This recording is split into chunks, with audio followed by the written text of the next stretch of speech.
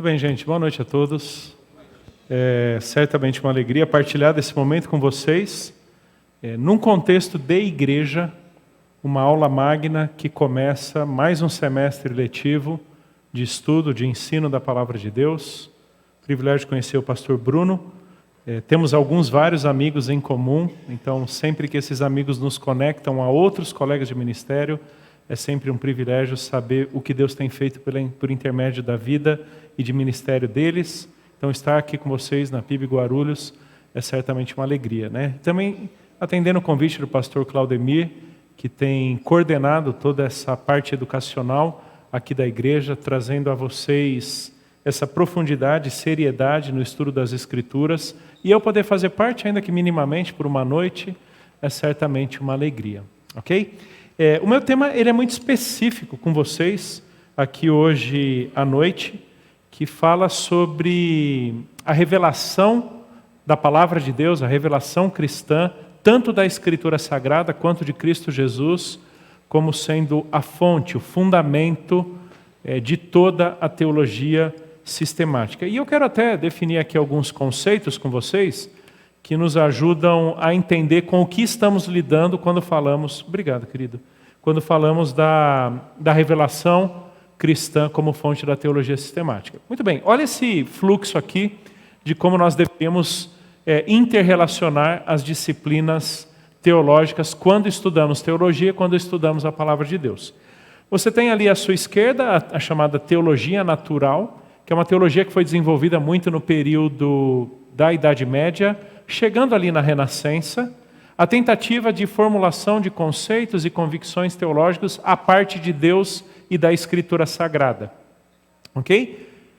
Entender o ser humano, entender o cosmos, entender a própria divindade e o nosso relacionamento com ela à parte da Palavra de Deus. Tenta-se discutir teologia à parte da fonte de revelação teológica, que é a Palavra de Deus. Mas essa foi uma iniciativa ali do período renascentista. Mas do lado direito aí, você tem a Escritura Sagrada, tá bom? A Escritura Sagrada, que é a revelação de Deus, daqui a pouco já defino revelação, é inspirada por Deus, verdadeira, autoritativa, expressão da vontade e da verdade de Deus para o seu povo. Esta verdade de Deus nos foi dada de forma proposicional, de forma afirmativa e de forma escrita. Isso é um texto que nós temos à nossa disposição. E aí começa então todo o nosso labor, toda a nossa labuta de estudo da Palavra de Deus. E tem duas ciências ou duas tarefas que chegam próximo à Palavra de Deus com a expectativa, com a intenção de entendê-la, a chamada exegese e a hermenêutica. Tá bom? Talvez você já tenha ouvido falar desses nomes, dessas disciplinas, onde a exegese busca entender o texto original, na língua grega, na língua hebraica e algumas pequeninas porções do aramaico. Aquilo que foi dito na sua forma original, na sua composição literária, na sua composição linguística, gramatical, sintática e por aí vai. Tá? Essa turma da exegese entrega um material para a turma da hermenêutica. A minha área é tanto a exegese quanto a hermenêutica, onde a hermenêutica ela vai trabalhar os aspectos culturais, históricos, teológicos, gramaticais também da Escritura, que o exegeta nos entregou parcialmente. Mas o exegeta ele não está tão preocupado com o contexto, por exemplo, socioeconômico, político, religioso de um texto bíblico. Tá bom? Ele não está tão preocupado em lidar com os personagens históricos que compõem, ou que recebem, ou que participam da narrativa bíblica. Isso é a responsabilidade do intérprete, do hermeneuta, né? Hermenêutica significa interpretação. Para você que é da área do direito, ou de letras, ou linguística, está acostumado com essa terminologia, né? Então, o exegeta e o hermeneuta, eles caminham lado a lado. Eles mutuamente se alimentam, cooperam um com o trabalho do outro, para nos entregar, por exemplo, comentários bíblicos. Lembra de comentários bíblicos? Se você tem uma Bíblia de estudo, ali na sua nota de rodapé, você tem comentários ao texto. Quem é que faz esses comentários ao texto? Normalmente esses intérpretes, normalmente esses exegetas, que nos ajudam então a entender o significado da palavra de Deus. Esses intérpretes, eles entregam material para dois tipos de teólogos. O teólogo bíblico, que aqui não significa simplesmente o teólogo que trabalha com a Bíblia, porque na verdade um teólogo bíblico sempre trabalhará com a Bíblia. Um teólogo sistemático, a priori, trabalhará com a Bíblia. Mas aqui teologia bíblica é uma abordagem toda especial, diferente da Escritura Sagrada, que é a seguinte: como Paulo compôs Filipenses? Qual o seu fluxo de argumentação e desenvolvimento, por exemplo, da pessoa e obra de Cristo? Um teólogo bíblico, ele está preocupado com a análise de um determinado documento, um recorte específico da palavra de Deus. Pode ser do Antigo Testamento todo, pode ser do Novo Testamento todo, ou pode ser, por exemplo, só a teologia bíblica de Filemão. Quais são os temas dominantes em Filemão? Quais são as conexões teológicas entre Filemão e o restante da teologia paulina? Então, o teólogo bíblico, ele trabalha sempre com um documento como um todo, no mínimo um documento. Diferentemente do teólogo sistemático.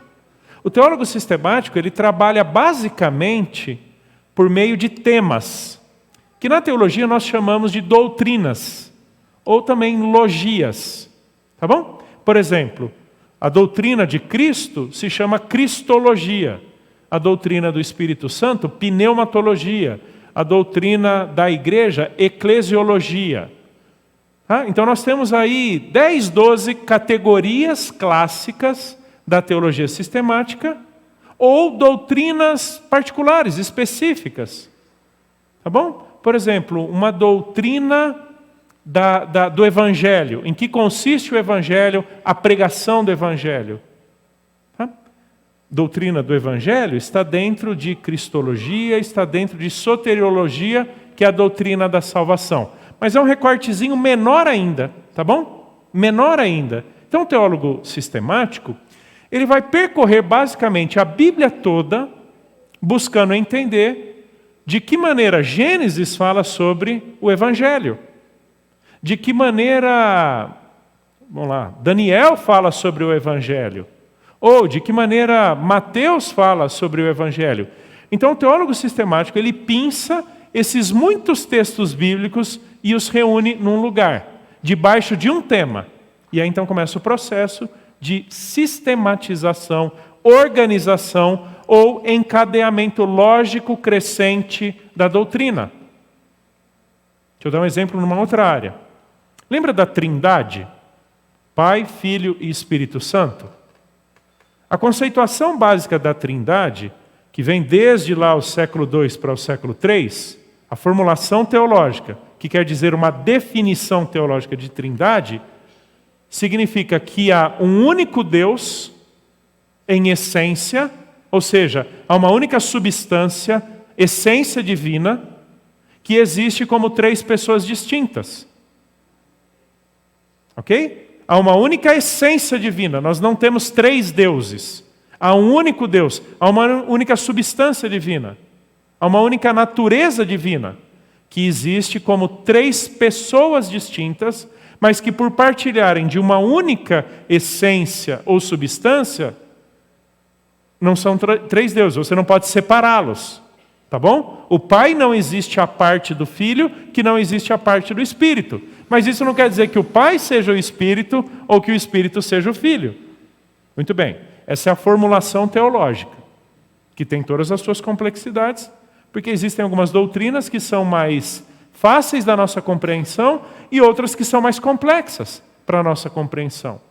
Quanto mais distante da concretude da nossa experiência, ou quanto mais distante da nossa compreensão humana nos nossos relacionamentos, mais difícil será a formulação e o entendimento de uma determinada doutrina. Ok? Eclesiologia é um pouco mais fácil, até porque a gente convive como igreja, não é verdade? A gente vê as coisas acontecendo semana após semana como igreja. Então a formulação da doutrina da igreja é um pouco mais fácil. Então o teólogo bíblico que reuniu esse monte de texto bíblico, de Gênesis a Apocalipse, começa a encadear, começa a desenvolver um pensamento cada vez mais profundo e ao mesmo tempo extenso sobre a doutrina da Trindade. Então, se é uma única essência que existe como três pessoas distintas, quais são textos bíblicos que falam sobre a existência de uma única essência divina, que é um único Deus? Então você tem Deuteronômio, você tem Gênesis, você tem Mateus, você tem 1 Coríntios, ok? Então ele pega esses vários textos e organiza dentro da ideia que há um único Deus. Mas ao mesmo tempo nós vemos três pessoas distintas na Bíblia. Quais são os muitos textos que falam sobre a existência de três pessoas distintas e que elas são igualmente Deus? Um não é mais Deus do que outro, um não é mais poderoso do que outro, um não é mais santo do que o outro. Então, quais são os textos que nos falam sobre a existência de três pessoas distintas? Então, aí o teólogo sistemático, ele pega e organiza esses textos. O Pai é Deus. Quais são os textos? O Pai é Criador. Quais são os textos? O Pai é Santo. Quais são os textos? Aí Jesus é Deus. Quais são os textos? Jesus é Criador. Colossenses nos fala isso.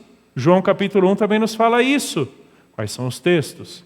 Ok? Esse é o trabalho do teólogo sistemático. Ele organiza todo esse material bíblico que fala a respeito de uma determinada doutrina, digamos assim, mínima, pequenininha ali, ou de uma grande logia, de uma forma a criar um entendimento progressivo do em que consiste a pessoa de Deus Pai, em que consiste a volta de Jesus.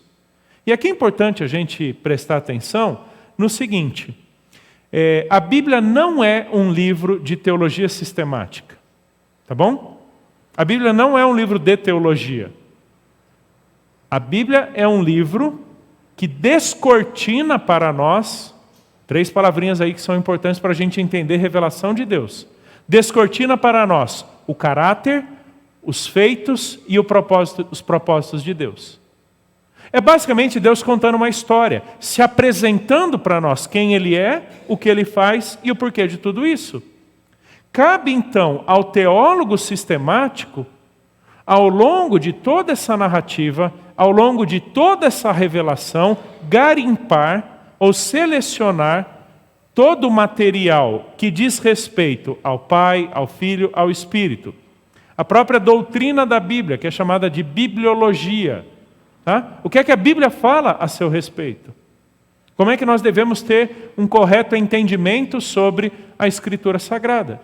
Então veja que o trabalho do teólogo sistemático é extremamente importante para nos ajudar a ter uma percepção muito ampla e ao mesmo tempo profunda de um tema que não foi escrito por nenhum autor bíblico na forma de um livro único. Tá bom?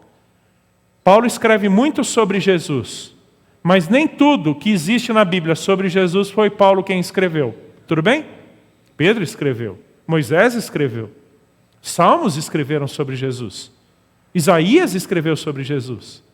Então, ainda que Paulo, Pedro tenham escrito muito sobre Jesus, eles não escreveram tudo. Então, o teólogo sistemático, ele parte desses muitos materiais, desses muitos autores bíblicos, para compor uma cristologia. Ok? Então, veja, você tem a Escritura Sagrada, você tem a exegese hermenêutica, você tem aí do seu lado esquerdo a teologia bíblica, que aborda uma unidade literária, o desenvolvimento de um pensamento dentro de um autor, e então o teólogo sistemático, que garimpa na Bíblia toda tudo aquilo que favorece a construção do pensamento, do entendimento mais completo, mais extenso e ao mesmo tempo mais profundo sobre uma determinada logia. Veja que tem uma teologia ali do lado da teologia bíblica, que é a que nós chamamos de teologia histórica ou teologia dogmática. Só vou mencionar bem rapidinho. É como, ao longo da história da igreja e da teologia, questionamentos, propostas, heresias surgiram E que então teólogos, a igreja cristã, se organizou com o propósito de formular convicções adequadas sobre a doutrina bíblica diante desses ataques, diante dessas heresias ou diante desses questionamentos. É basicamente como uma determinada doutrina se desenvolveu ao longo da história. Deixa eu dar um exemplo. Vira e mexe questionam muito ou acusam o cristianismo de ter criado, inventado a doutrina da Trindade. Tá bom? Por quê? Porque o termo não aparece na Bíblia. Logo, para muitos, se o termo não aparece na Bíblia, ele foi inventado por quem veio depois dela. É verdade, o termo Trindade não aparece na Bíblia. Assim como muitos outros termos não aparecem na Bíblia. No entanto, a Bíblia, como é se descortinar do caráter, feitos e propósitos de Deus, trata de muitas verdades que podem ser organizadas ou encadeadas, digamos assim, dentro de um guarda-chuva maior. Tá bom? Você tem Deus Pai, Deus, Criador, Salvador, Provedor, Santo, Justo, Amoroso, Misericordioso e por aí vai. E aí você tem também na Bíblia, Jesus, Deus, Santo, Poderoso, Criador, Misericordioso, Justo e por aí vai. Você tem o Espírito Santo, que também pelo testemunho bíblico é o quê? Deus, Santo, Justo, Poderoso, Misericordioso e por aí vai. Então o que a doutrina da Trindade faz? Ao longo dos primeiros séculos da era cristã, o que é que os teólogos fazem? Juntam esses três personagens que aparecem na Bíblia dentro de um conceito teológico englobador. Dentro de um conceito teológico englobador. E desenvolvem, então, a doutrina da Trindade. Uma formulação teológica posterior não significa que a verdade teológica sobre a qual a formulação trata não seja uma doutrina bíblica que já venha desde lá de trás. Quer ver um outro exemplo? Eventualmente, na Igreja Batista, a gente usa muito a terminologia, né? Oficiais da igreja. Já ouviu essa expressão? Os oficiais da igreja?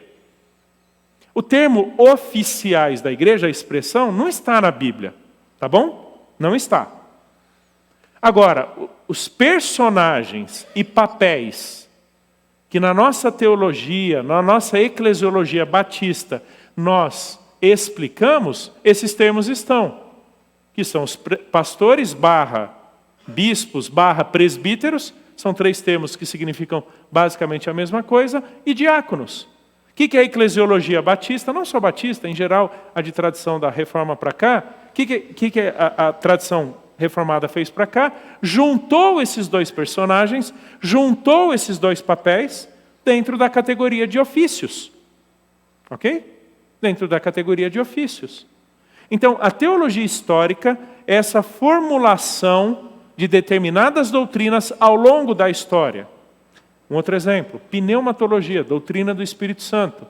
Eventualmente acusam muito os teólogos da Reforma Protestante de não terem dado o devido trato ou respeito ao Espírito Santo. E a acusação vai até um pouco mais longe. Se você se lembra do credo apostólico, né? Creio em Deus Pai, Todo-Poderoso, Criador dos céus e da terra, aí desenvolve Deus Pai. Creio em Jesus Cristo, seu único Filho, que padeceu sob o poder de Pôncio Pilatos, e desenvolve. E aí tem uma partezinha lá embaixo, e no Espírito Santo. Entendeu? É o que você tem sobre o Espírito Santo no credo apostólico, é só essa expressão, e no Espírito Santo. Aí quando você vai para o credo de Atanásio, aí um credo entre século IV e V, aí você já tem um credo muito mais extenso. Um dos mais belos credos trinitários que a igreja cristã já desenvolveu. Ele vai usar uma terminologia que o credo dos apóstolos não usou. E aí você tem os reformadores. Os reformadores não estão lidando com questões no seu tempo que passavam primordialmente pela pneumatologia. Quando é que surge uma grande, extensa discussão sobre a doutrina do Espírito Santo? A virada do século XIX para o século XX, quando em 1906, na chamada Rua Azusa, ali na cidade de Los Angeles, Estados Unidos, um grupo de jovens diz ter tido algumas experiências carismáticas, experiências com o Espírito Santo. Então, a igreja do século XX volta suas atenções para o desenvolvimento da pneumatologia. Mas isso não quer dizer que não existisse doutrina do Espírito Santo antes do século XX. Mas aquilo que foi produzido de formulação teológica, de explicação teológica, de teologia sistemática, de teologia bíblica do Espírito Santo no século XX é superior aos 19 séculos anteriores. Isso é teologia histórica. Cada tempo, cada contexto levanta questões com as quais os teólogos têm que lidar e então formulam, a partir da palavra de Deus, suas convicções doutrinárias. E aí ali embaixo, derivadas da teologia sistemática, você tem a teologia prática, o pastoral, você tem a teologia aplicada. Tá? Veja o quão importante a teologia sistemática é, por exemplo, aborto. Uma teologia da vida. O que a Bíblia fala sobre a alma? O que a Bíblia fala sobre a gestação? O que a Bíblia fala sobre a concepção? O que a Bíblia fala sobre a dignidade do ser humano? O que a Bíblia fala sobre o valor inerente do ser? Não existe um livro na Bíblia em que todos esses conceitos e verdades aparecem um depois do outro, num único capítulo. Mas você tem isso. Gênesis 1, Salmo 139, Jeremias falando que o Senhor o escolheu, o separou desde o ventre de sua mãe, e por aí vai. Isso está dentro da chamada teologia aplicada, é quando nós aplicamos a teologia aos dilemas, questionamentos, tensões do nosso tempo. Por exemplo, uma teologia do gênero, que busca entender a distinção dos personagens e dos papéis segundo a criação de Deus. Veja que essas teologias mais esmiuçadas, elas são derivadas da teologia sistemática. Esse garimpar dos vários textos bíblicos organizados dentro de um tema. Agora, veja a profunda dependência que a teologia, que é o nosso tema aqui, a profunda dependência que a teologia sistemática tem da Escritura Sagrada. E aqui eu chego então ao próximo slide. Alistair McGrath é um teólogo de tradição cristã, que esse livro é muito legal dele, Teologia Sistemática, Histórica e Filosófica. Ele se propõe a escrever um livro de teologia para quem não conhece teologia.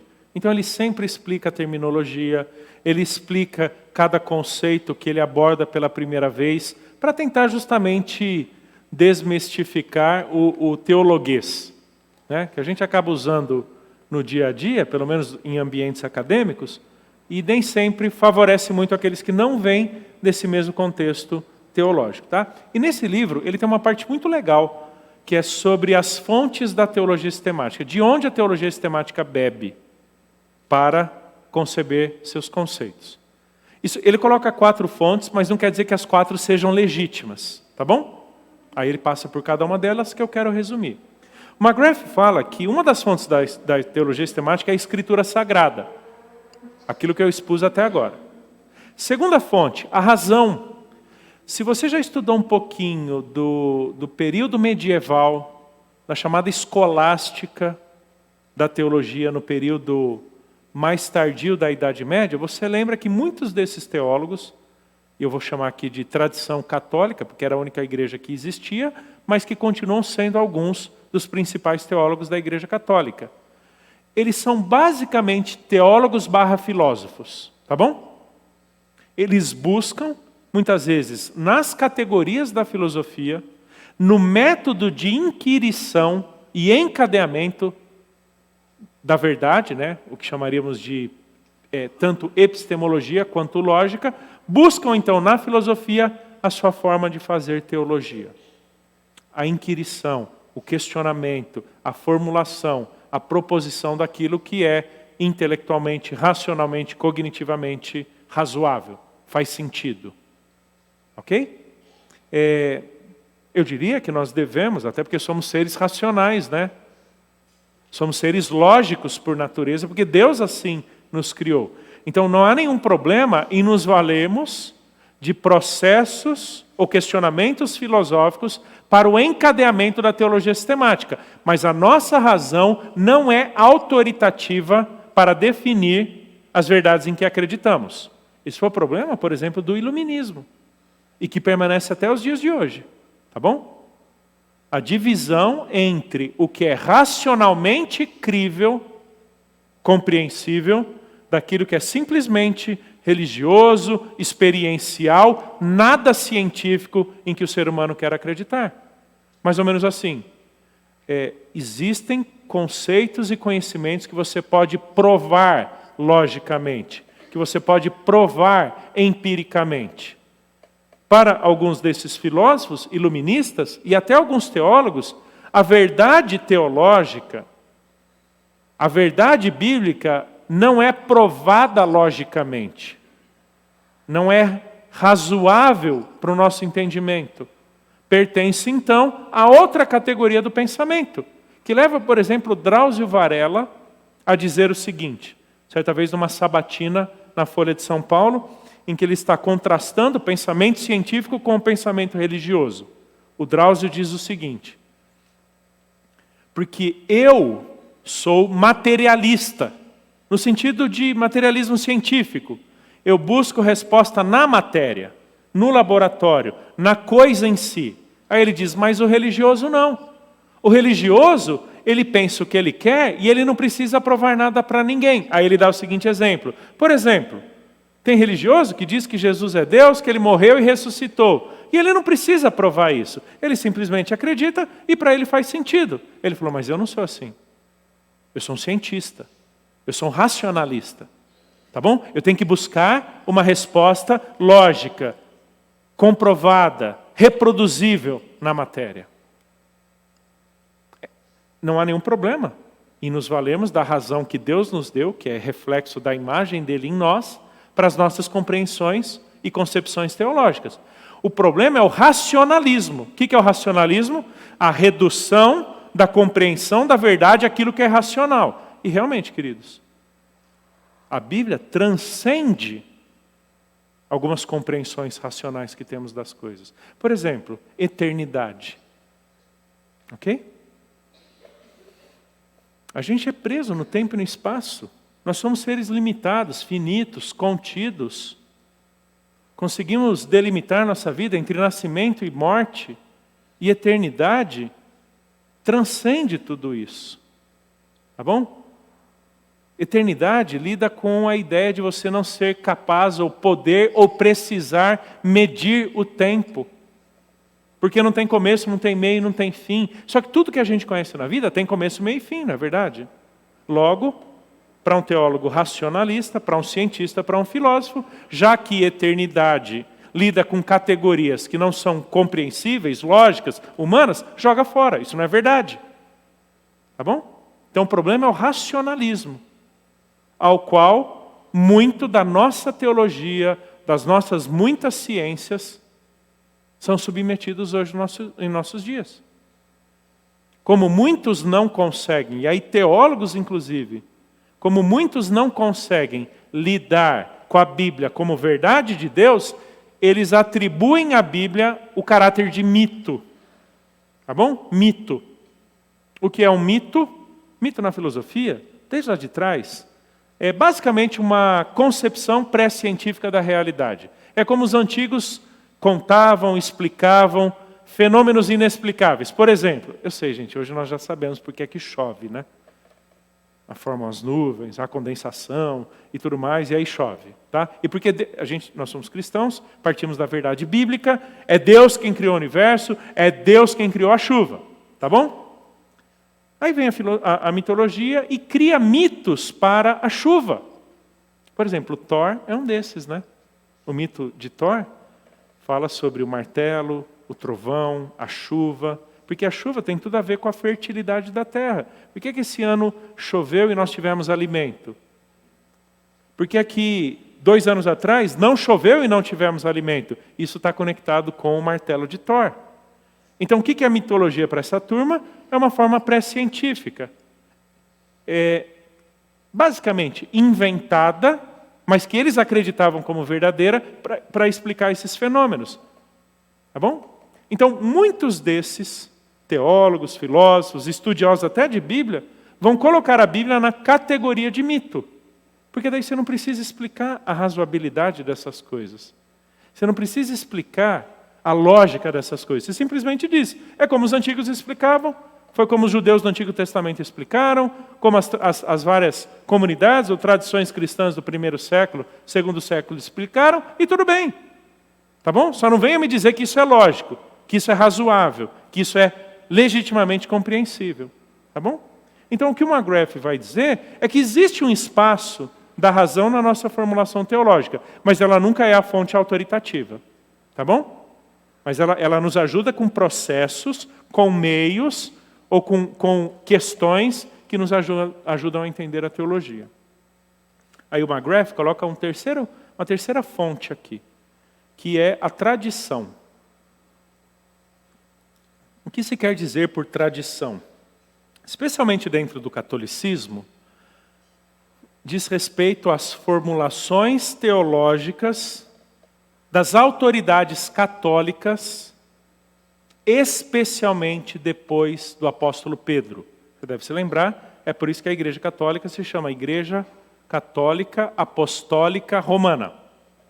Tá bom? Esse apostólica quer dizer que todos os papas que vieram depois de Pedro têm a autoridade apostólica, divina, inspirada por Deus que Pedro tinha.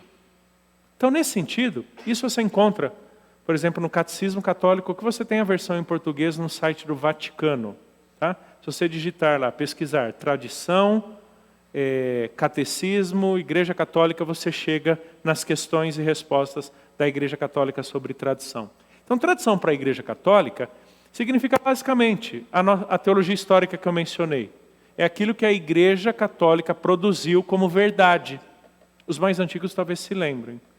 Lembra que há muito tempo atrás, Papa João Paulo II reformulou alguns pecados capitais? Alguém lembra disso? O Papa definindo o que é pecado e o que não é. O Papa, na Igreja Católica, tem essa autoridade. Por quê? Porque ele se assenta na cadeira de Pedro, o apóstolo. Ele tem a mesma autoridade. Ele é igualmente inspirado. No exercício de sua autoridade apostólica, o que ele fala equivale-se à Bíblia. Isso é tradição. É contra essa tradição que Martinho Lutero tanto lutou no período da Reforma Protestante. Tá bom? No fatídico dia do rompimento de Lutero com a Igreja Católica, que foi em 16 de abril de 1521, na Dieta de Worms, quando o Papa excomunga Lutero, porque ele não queria se retratar daquilo que o Papa chamava de heresias, Lutero pega a bula papal, a rasga, e aí vem sua célebre frase. Ainda que eu reconheça o valor dos credos, dos concílios, dos teólogos, nenhum deles tem autoridade. E ele vai dizer, a minha mente está cativa à palavra de Deus. O que o Lutero fez? Ele rompeu com toda a tradição. Não porque não havia valor na teologia produzida antes dele. Ele não é tipo o que Karl Marx se achava para a filosofia, Lutero não se achava para a teologia, né? Marx acreditava que toda a filosofia antes dele estava errada e ele tinha fundado a verdadeira filosofia. Isso não é Lutero na teologia, tá? Mas ele está dizendo o seguinte, em termos autoritativos, não é a tradição que determina em que cremos. Não são as formulações dos teólogos que determinam em que cremos. Eles estão corretos quando aquilo que eles dizem está de acordo com a palavra de Deus. Mas quando aquilo que eles falam não encontra fundamento bíblico, o que eles falam está errado. E deixa eu abrir e fechar um parênteses aqui. Se você é católico, ou assim, se você vem de tradição católica, ou até hoje, você compartilha o evangelho com colegas, parentes católicos, e de repente, num determinado momento, você fala, não, mas olha o que a Bíblia diz. Embora a Bíblia esteja dizendo aquilo, se a doutrina católica diz diferente, não é um problema para ele estar na Bíblia. Porque, na verdade, ele reconhece uma outra fonte de autoridade. Tá bom? Ou, quando você pergunta para algum colega católico, tá, mas onde está isso na Bíblia? Não precisa estar. Tá bom? Esse negócio de onde está na Bíblia é muito coisa de tradição reformada, tá? É tradição da reforma protestante, do sola escritura. Para o católico não precisa estar na Bíblia, porque basta que esteja num concílio, numa encíclica papal, em algum documento oficial, algum documento teológico oficial da Igreja Católica, ali está a tradição, ali está a verdade de Deus. Então, tradição e Bíblia se equivalem. Veja o problema que isso é. Tá bom? Veja o problema que isso é. Então, por exemplo, os apócrifos não são texto bíblico. Para o católico é. Desde lá Jerônimo, quando o Papa encomenda a ele uma nova versão, a Vulgata, em que ele usa alguns documentos da Septuaginta, né, a versão grega do Antigo Testamento, que tinham textos apócrifos, desde lá começou-se um longuíssimo processo que culminou em 1946, com o reconhecimento dos livros apócrifos como bíblicos, verdade de Deus. Então não precisa ter um reconhecimento de autoridade apostólica ou bíblica. Basta que um concílio católico tenha atribuído aos livros apócrifos a autoridade ou a natureza divina ou inspirada. Entendeu? Isso é tradição. E por fim, experiência. Talvez você já tenha ouvido o seguinte, especialmente em alguns contextos mais experiencialistas da nossa cristandade brasileira e mundial, pessoas que dizem o seguinte, olha, eu sei o que a Bíblia diz, mas teve um dia, e aí conta uma experiência, e aquela experiência é contrária à Escritura. Tem muita gente, muitas tradições que usam a experiência, e aí experiência por experiência, nós não temos como dizer se ela aconteceu daquele jeito ou não que a pessoa está falando. Tá? Mas muitas vezes experiências que contrariam, confrontam a verdade bíblica. No meu propósito aqui com vocês, é sempre o desafio de discernirmos biblicamente as convicções que nós devemos ter a respeito das várias doutrinas bíblicas. Tem um autor de uma teologia sistemática muito boa, pela Edições Vida Nova, Millard Erickson, que define teologia da seguinte forma. Teologia é a disciplina que se dedica a apresentar uma exposição coerente das doutrinas da fé cristã, baseada primariamente nas Escrituras, inserida no contexto da cultura em geral, expressa no idioma contemporâneo e relacionada às questões da vida.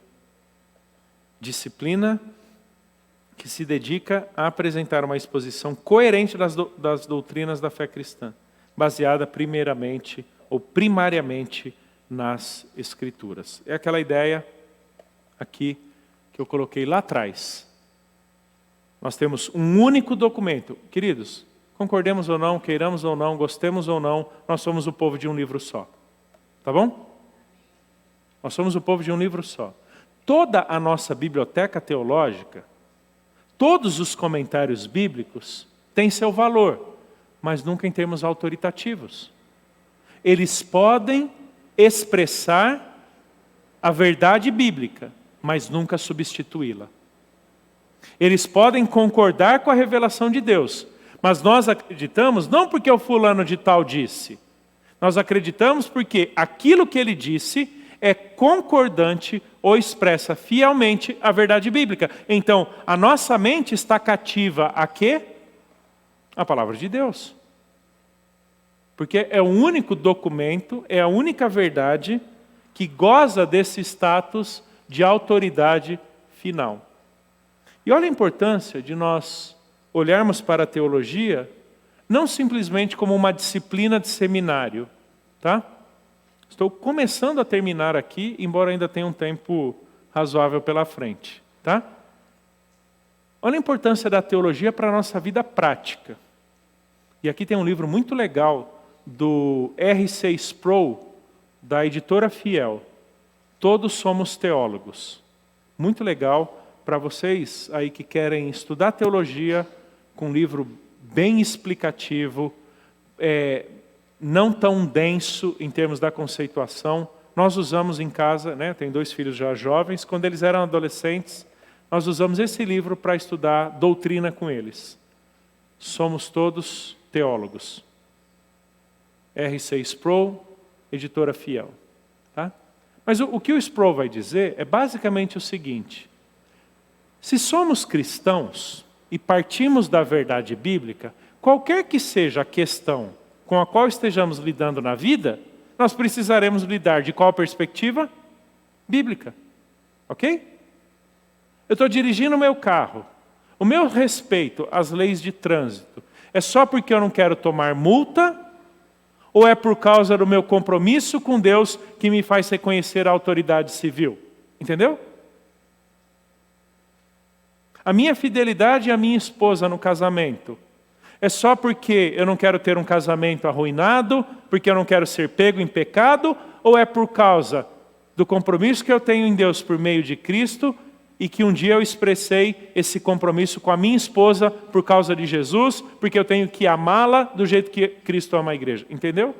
Então a fidelidade conjugal é a oportunidade de uma demonstração horizontal de uma fidelidade vertical que nós já temos em Jesus. Essa é a ideia do Sproul. Tá bom? Todos somos teólogos. Não porque todos somos teólogos de carreira, trabalhando ou estudando no seminário, mas porque todos deveríamos partir das verdades bíblicas, da boa doutrina bíblica para a nossa compreensão do mundo. E aqui eu quero pegar um conceito que todos nós provavelmente conhecemos, que é o de cosmovisão. Tá? Cosmovisão. O que é cosmovisão? É a maneira como a gente enxerga, interage, lida com o mundo à nossa volta. E aqui então entra a minha intersecção entre teologia e cosmovisão. Se a palavra de Deus é o documento autoritativo, definitivo, verdadeiro, que expressa a verdade e a vontade de Deus, que descortina o caráter, os feitos e os propósitos de Deus, então a minha leitura, a minha interpretação e interação com o mundo à minha volta precisa partir de onde? Da palavra de Deus. Que eu quero colocar aqui basicamente sob o tema ou o termo teologia. Tá? Quero oferecer para vocês uma definição do que seria uma cosmovisão teológica. É a lente pela qual, a partir da palavra de Deus e centrada em Cristo, lemos, interpretamos e interagimos com o mundo à nossa volta. Para vocês que são pais de crianças, adolescentes, esse aqui é o seu maior desafio, tá? Ensinar seus filhos a verem o mundo pela ótica das Escrituras e da vida deles em Jesus. Não é simplesmente reformar atitudes ou condicionar comportamento. Porque comportamento e atitudes não sustenta. O que sustenta a vida de alguém são suas convicções. Então, como é que eu ajudo meus filhos, meus adolescentes na escola bíblica, os jovens, os adultos, as criancinhas, num culto infantil, seja lá o que for. Como é que eu ajudo toda essa turma, no contexto de uma igreja, a ter sua mente, seus olhos, sua interação com o mundo moldados pela palavra de Deus e pela vida em Jesus. E aqui eu quero louvar a Deus por esse evento que a gente está tendo hoje à noite. A priori, coisas desse tipo, lamentavelmente, a gente só discute em seminário. Tá bom? Ou em conferência teológica que alcança basicamente teólogo e pastor. Não, isso aqui é tarefa da igreja. Tem um teólogo que eu gosto muito, que escreve sobre teologia e igreja, chamado Brian Rosner. Ele diz o seguinte: o primeiríssimo lugar da discussão teológica é a igreja. E um outro teólogo sensacional, Kevin Van Hooser, que ele vai dizer que a teologia ela deve ser formulada, compreendida e ser a dieta espiritual da igreja, não simplesmente de seminário. O seminário é uma bênção, trabalho em um, é uma bênção, porque dá concentração, foco e maior extensão na formação de pessoas que servirão suas igrejas. Mas teologia não deveria ser recluso a seminários, de forma alguma. Porque se somos todos teólogos, se somos desafiados a ler, interpretar, interagir com o mundo à nossa volta a partir das verdades doutrinárias da palavra de Deus, onde é que está toda essa turma? Presta atenção, vocês professores de crianças, na tua sala. E eu falo como quem pastoreou crianças por muitos anos e como quem ensina crianças até hoje. Uma das minhas paixões. Não é ensinar historinha moralizadora não, tá bom? Ser forte como esse, cheirosa como Esther. Não. É ensinar a verdade bíblica, doutrina. Por que para adulto a gente ensina, para criança a gente conta historinha? Isso não faz sentido. Nenhum. Porque o que sustenta é doutrina. Não estou dizendo que nós não devamos contar histórias bíblicas. Mas nós temos que contar histórias bíblicas de acordo com o propósito de Deus para elas. Não simplesmente para retirar virtudes morais a serem reproduzidas pelas crianças. Presta atenção, você não precisa ser cristão para ser bondoso. Mas você nunca será bondoso do jeito de Deus sem o cristianismo. Basta você ter o livro das virtudes. E ensinar histórias, fábulas, músicas, poesias e até histórias bíblicas. Tem no livro das virtudes. Só que quando partimos de uma perspectiva bíblica, da doutrinação, da teologia, o livro das virtudes não serve. Só contar histórias de personagens passados que simplesmente legam para nós virtudes morais não sustenta ninguém no cristianismo. E eu não tenho dúvidas que talvez seja por isso que muitos adolescentes e jovens abandonam a fé cristã. Porque eles não souberam entender e interagir com a sua vida a partir da verdade. Porque o máximo que eles aprenderam ao longo da sua vida foi historinha. De novo, devemos contar histórias bíblicas, mas histórias bíblicas que comunicam verdades bíblicas, doutrina bíblica. Não simplesmente faça isso ou não faça, seja igual Sansão, ou Davi, ou Pedro, e por aí vai. Me entendem, queridos? É isso aí. É quando a teologia molda o nosso jeito de enxergar o mundo. O nosso entendimento de todas as coisas aí à nossa volta. A partir do quê? E eu quero ler 2 textos bíblicos com vocês. O primeiro deles, Salmo 36, 9. Esse texto para mim é lindíssimo. Coloco até em 2 versões para comparar as versões que normalmente utilizamos. Revista atualizada. Pois em ti está o manancial da vida. Na tua luz vemos a luz. A NVI traduz assim. Pois em ti está a fonte da vida. Graças à tua luz, vemos a luz. Olha que bonito, pessoal. Graças à luz de Deus, em quem há todo manancial de vida, é que vemos a luz. Isso é cosmovisão, pessoal. Isso é teologia. É quando aprendemos a ver o mundo à nossa volta, a partir da luz que Deus fez brilhar em nossas vidas. Que, aliás, a ideia de iluminar os olhos do coração é sinônimo de conversão na teologia de Paulo. E de cegueira, em 2 Coríntios 4, é sinônimo de incredulidade. Luz, isso que leva, por exemplo, C.S. Lewis, numa de suas palestras, dizer que ele acredita no cristianismo como ele acredita que o sol nasceu hoje. Não apenas porque eu vejo o sol, mas porque por meio dele eu vejo todas as coisas. Isso é a fé em Jesus. Eu acredito em Cristo, não simplesmente porque a fé me testemunha dele, mas porque por meio dele eu vejo e entendo todas as coisas à minha volta. Ou seja, doutrina bíblica, queridos, teologia sistemática que parte da palavra de Deus, é isso daí. É nos dando a luz de Deus para o entendimento, a compreensão ou a relação com todas as coisas à nossa volta. E o segundo texto, e eu encerro com ele, é o de 2 Timóteo capítulo 3, verso 14 ao 17. Tu, porém, permanece naquilo que aprendeste e de que foste inteirado. O termo grego aí, foste inteirado, eu estou usando a versão revista atualizada, é o verbo pistol, que significa crer. Mesmo verbo que na sua raiz traz para nós o substantivo fé. Crer e ter fé é exatamente a mesma coisa na Bíblia, tá bom? Crer não é um exercício cognitivo, ter fé é um exercício espiritual. O termo grego é o mesmo, não há distinção. E ser inteirado aqui, se fôssemos retraduzir, seria o seguinte: tu, porém, permanece naquilo que aprendeste e de que tornaste e que te tornou crente. E de que te tornaste crente, crédulo, sabendo de quem o aprendeste. E que desde a infância sabes as sagradas letras, que podem tornar-te sábio para a salvação pela fé em Cristo Jesus. Toda a Escritura é inspirada por Deus e útil para o ensino, repreensão, correção e educação na justiça, a fim de que o homem de Deus seja perfeito e perfeitamente habilitado para toda boa obra.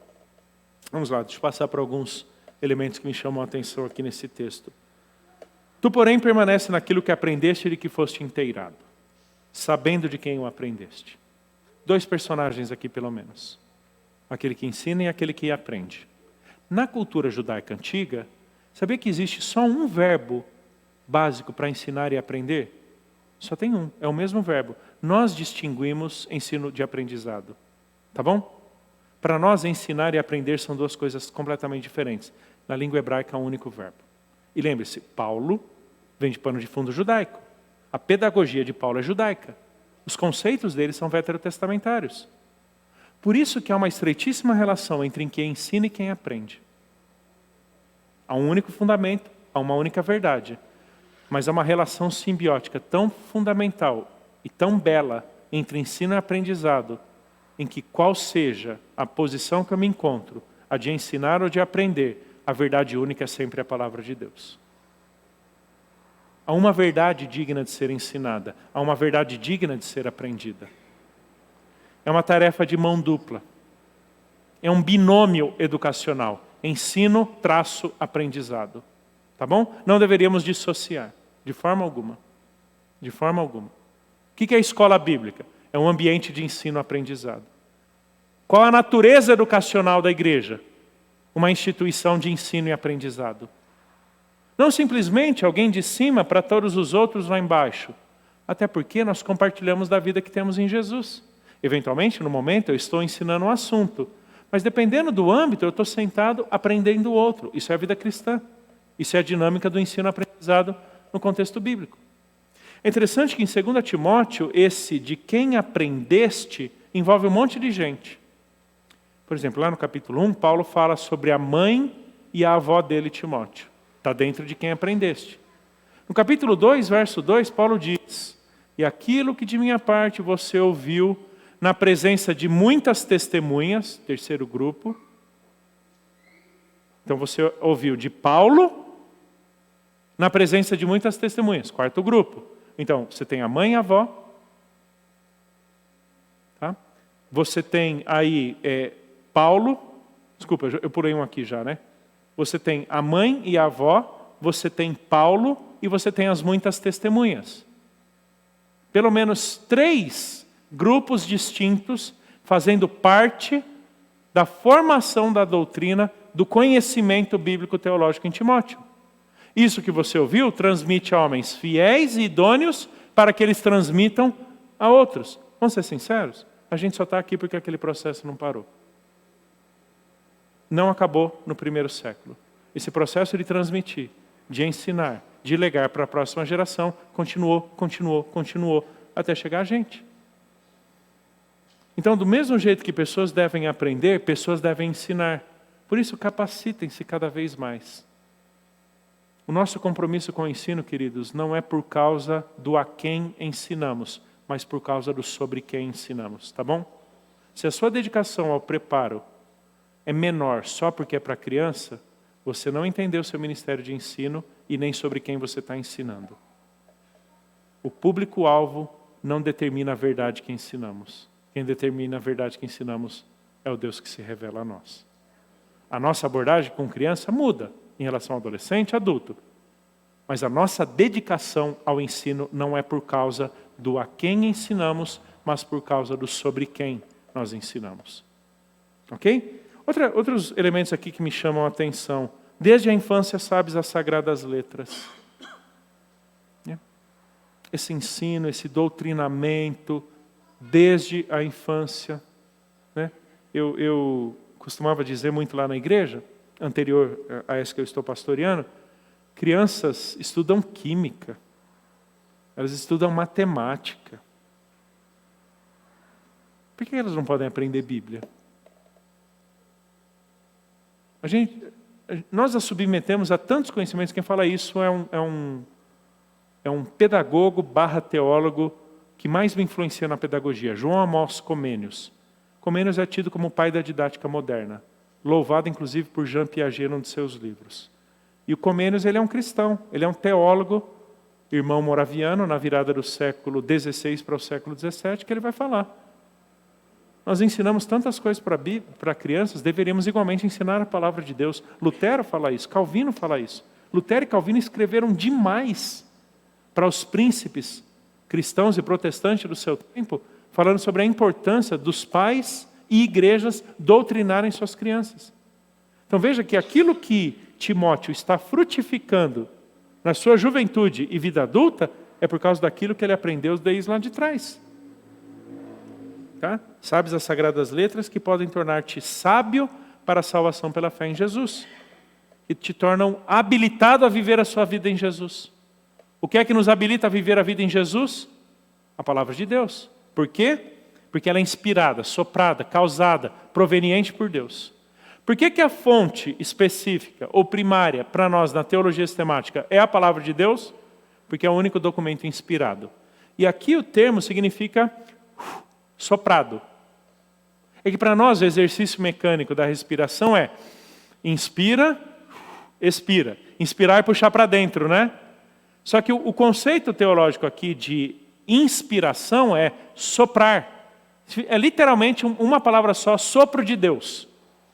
É Deus soprando sua palavra, apontando para a origem divina, autoritativa, verdadeira da Escritura Sagrada. Essa Escritura é inspirada por Deus e ela é útil. A palavra útil aqui significa proveitosa, suficiente, sine qua non. Tudo que virá na sequência não acontecerá a parte da palavra de Deus. O que vem na sequência? Ensino, repreensão, correção e educação na justiça. Com que propósito? A fim de que o homem de Deus, homem e mulher, né? Homem aqui no sentido genérico, geral, seja perfeito e perfeitamente habilitado para toda boa obra. Como é que nós alcançamos a nossa frutificação, a nossa vivência prática da nova vida que temos em Jesus? Pelo aprendizado e prática da palavra de Deus. Lembra da definição de cosmovisão? Lente pela qual, a partir da palavra de Deus e centrada em Jesus. Esse é o binômio da doutrina, esse é o binômio da piedade. Partimos da verdade bíblica e da nossa nova realidade em Jesus para sermos, vivermos ou desenvolvermos tudo aquilo que Deus tem para nós em termos de vida madura, em termos de maturidade. Ok? Queridos, que Deus abençoe vocês na tarefa de fazer da igreja esse ambiente educacional, onde pessoas são formadas à imagem de Jesus pela verdade bíblica. Ainda que venhamos a trazer nossas experiências, nossas ilustrações, nossos casos, são apenas ilustrações da verdade bíblica, nunca em substituição a ela. Porque o que fundamenta e baliza todo o nosso ensino, toda a nossa doutrina, é a palavra de Deus. Amém?